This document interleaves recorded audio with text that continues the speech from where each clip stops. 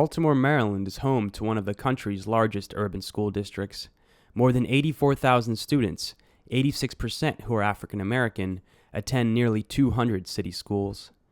Those schools share many of the challenges facing other urban school districts across the country: low student achievement, high dropout rates, crumbling infrastructure, and a student body that is 84% low income.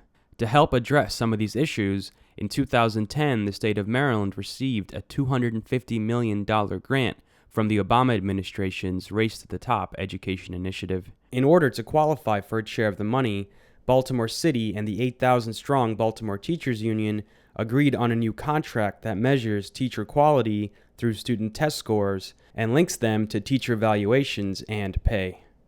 The deal was widely praised at the time, including by Secretary of Education Arne Duncan, who said Baltimore is now one of the handful of cities that is leading the nation in innovative contracts and making teachers real partners in reform.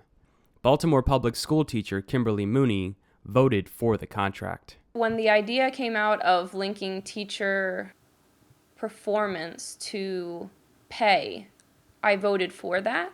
However, I think that a lot of people didn't really know what that meant. I, for one, didn't really know what that would mean. I think that we were encouraged by the idea that we would be able to demonstrate each in our own subject area how we are working to make sure students are successful. I don't think that any of us fully realized what that would mean in terms of standardized tests. And I think that the outcome of the vote might have been different if we had fully realized what that would mean. Baltimore City Schools and the Baltimore Teachers Union did not respond to multiple interview requests for this story. Today, dissatisfaction is growing. The new contract has resulted in large numbers of teachers receiving unsatisfactory evaluations, which is grounds for dismissal. Although the city refuses to release the exact number, in some schools it's as high as 60%, according to the Baltimore Sun. A lot of the best teachers are going to go. That's just the only way to put it. Among those speaking out is 20-year-old education advocate Greg Hill, who fears teacher quality will decrease because of the new teacher evaluations and the expansion of programs such as Teach for America that trains members for a few weeks before putting them in the classroom. The teachers that people actually like, the teachers who don't come in for 1 or 2 years with Teach for America and then skate off to the next city. You know, the ones who are really dedicated to the students, who are really organic to the area, who know the problems of those students, those teachers are going to be gone. And without those teachers, school really means nothing once you lose that. Hill is organizing coordinator for the Baltimore Algebra Project, a youth-run peer organization that works to bring students to the highest levels of proficiency in math and fights for student rights through advocacy and direct action. You're graded on how good of a teacher you are by how many of your students pass. Your students will only pass this standardized test if that's the only thing you teach. When it turns into that, there's no teacher autonomy, there's no engaging lesson plan, there's no, kids, let's go out and learn in the field today. All of that ends. When school is no longer engaging, nobody wants to be there. The teachers don't want to teach what they're teaching, so why should the students want to learn what they're teaching? Also in opposition is Morna McDermott, a professor of education, activist, and administrator for United Opt-Out National. Across the whole state of Maryland, it's going to affect places like Baltimore City the greatest because those are the children who, because of all these other factors, struggle the most with test performance. It's not that they're not able to learn, they just don't quote-unquote test as well, different zip code.